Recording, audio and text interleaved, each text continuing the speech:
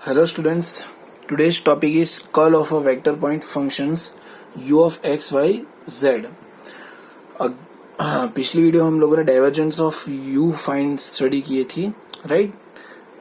ये भी एक टॉपिक उसका ये है कि curl of a vector point function u of x, y, z. ये भी एग्जाम्स के लिए बहुत इंपॉर्टेंट है, राइट? करना कुछ नहीं है, एक फॉर्मूला है उसे, और उसके बाद हम लोगों को डिफरेंशिएशन का सिंपल पार्शियल डिफरेंशियल इक्वेशन का सिंपल रूल अप्लाई करना होगा, राइट? तो लो चलो स्टार्ट करते हैं. सो पहले देखते हैं u of x. u is a function of x, y and z. So u1 of i plus u2 of j plus u3 of k is a function continuous differentiable vector point function in domain D. Same definitions है, right? हाँ, अब यहाँ देखते हैं कि curl of u is equal to यहाँ delta cross u है, उल्टा डेल्टा है, delta cross u. Divergence of u में क्या था हमारा? डाइवर्जेंस ऑफ u में हमारा था, डाइवर्जेंस ऑफ u में हमें डॉट प्रोडक्ट लेते थे, राइट? Dot product. और यहाँ क्या है हमारा?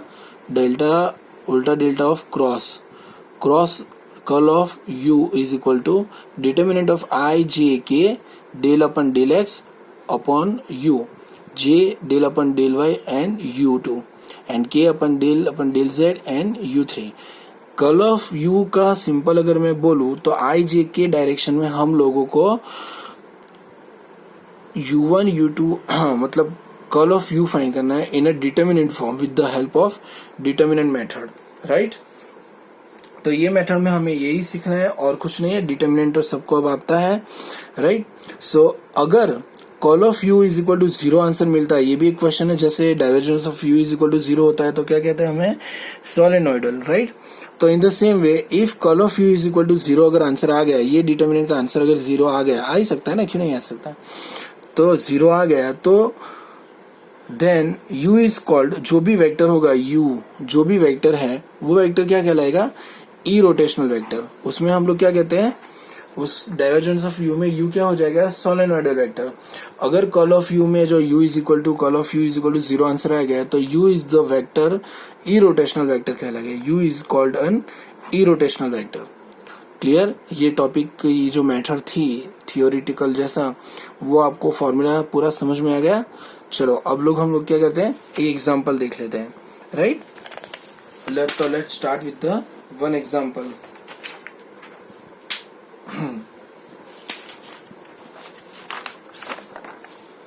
ओके,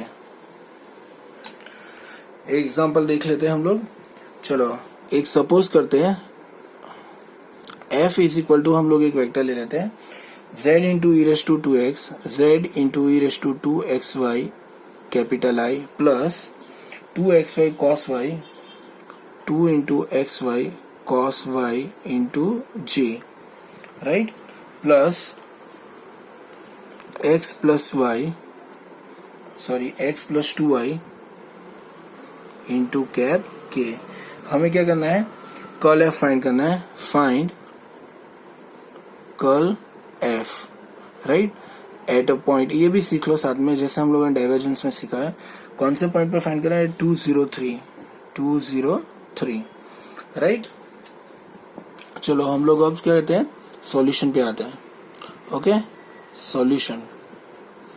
ओके, सो अब करना क्या है? ये जो पूरा वेक्टर है, right? z into E raise to 2xy i plus 2xy cos yj plus x plus 2y into k. हम लोग क्या करेंगे? पहले तो कर्ल एफ फॉर्मूला से ही कर लेंगे. Curl F is equal to delta delta into cross, right? Is equal to बड़ा सा डिटर्मिनेंट ले लेते हैं. सो i j और k होगा, राइट?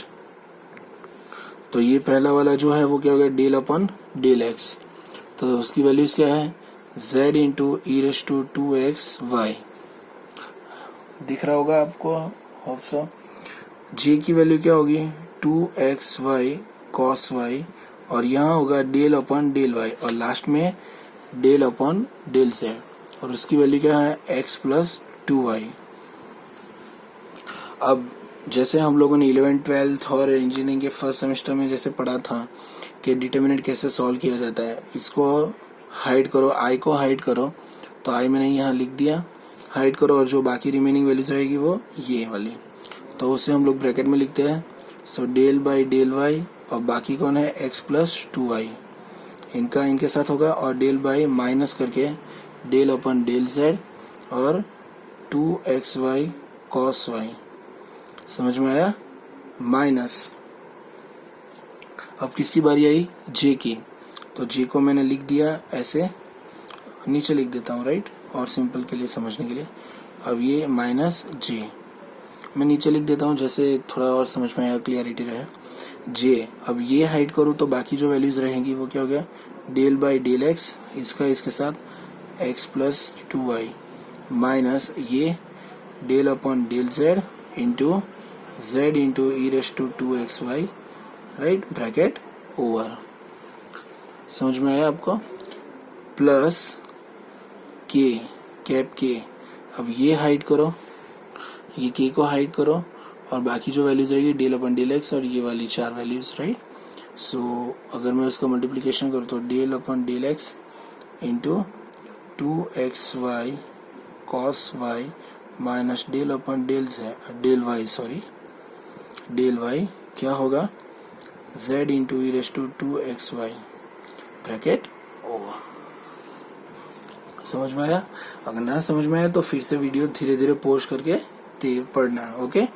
सो अब देखते हैं differentiation with respect to y है, पहला 0 हो गया, अब बाकी कौन रहा है 2y, तो y का तो 1 हो जाएगा, तो ब्रैकेट में पहले तो i लिख देता हूँ, 2 बचा minus del by del z में विद रिस्पेक्ट टू क्या है z, और यहाँ कोई भी जगह तो हमारे को आपको लोगों को वैल्यू z की मिल रही है, नहीं मिल रही है, तो आंसर क्या हो गया 0 माइनस j करके। अब नेक्स्ट हम j का देखो, विद रिस्पेक्ट टू x है, तो x प्लस 2y के अंदर कौन बचेगा, खाली x बचेगा, ये तो 0 हो जाएगी, प्लस के बाद है तो कौन आएगा फर्स्ट 1, राइट, माइनस अब डेल अपन डेल z के अंदर z मल्टीप्लीकेशन में है, और तो ये वैल्यू एज इट इज रहेगी, और z का कितना हो जाएगा 1 E raise to 2xy, right, plus k की वैल्यू क्या रहेगी, विद रिस्पेक्ट टू x है, right, 2xy into cos y है, तो x का हो जाएगा 1, और बाकी values remaining 2y cos y minus, अब लास्ट बची और del upon del y is equal to z into E raise to 2xy, तो विद रिस्पेक्ट टू y है, राइट, तो पहले z तो क्या रहेगा एज इट इज, अब ई रेस टू 2xy में पहले तो ई रेस टू 2xy का ई रेस टू 2xy होगा, और उसके बाद y का है तो कौन बचेगा 2xy का होगा, उसमें x का y का विद रिस्पेक्ट टू y करा तो 1 हो गया, रिमेनिंग वैल्यू 2x, राइट। पूरी तरह समझ में आया होगा आपको, अगर ना समझ में आया तो धीरे धीरे पॉज करके एक बार देख लीजिएगा। अब राइट, अब क्या होगा, ये मल्टीप्लाइड हो जाएगा, सो बची value 2y minus j into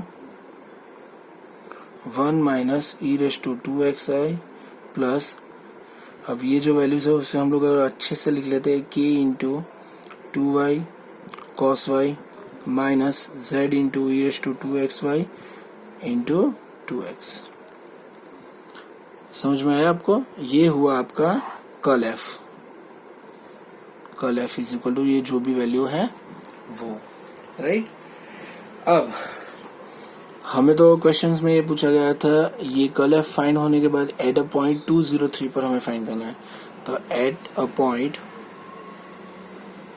203 ये वैल्यू है x, y और z की वैल्यू, जहां भी वो वैल्यूज दिखे आपको वो वैल्यू रखनी होगी।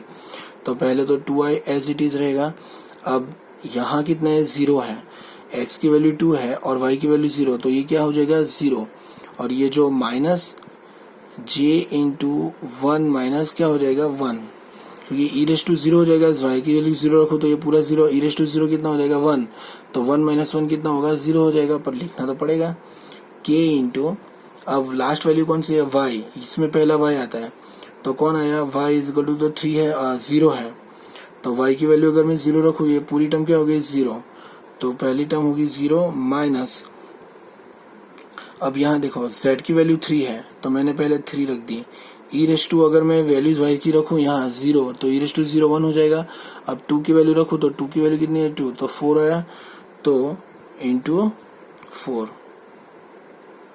राइट। तो वैल्यूज बची 2i माइनस 0, ये तो 0 हो गया, और ये माइनस कितना होगा 12k, राइट।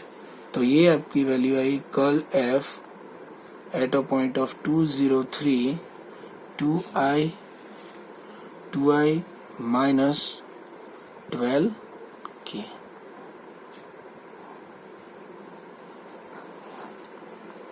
होप आपको ये कर्ल एफ और डाइवर्जेंस दोनों बहुत अच्छे से समझ में आए होंगे, राइट। आप और प्रैक्टिस करिए ऐसे एग्जाम्पल्स की, आपको वेरी इजीली आ जाएगा, very important for the exams. Okay, thank you for watching my video.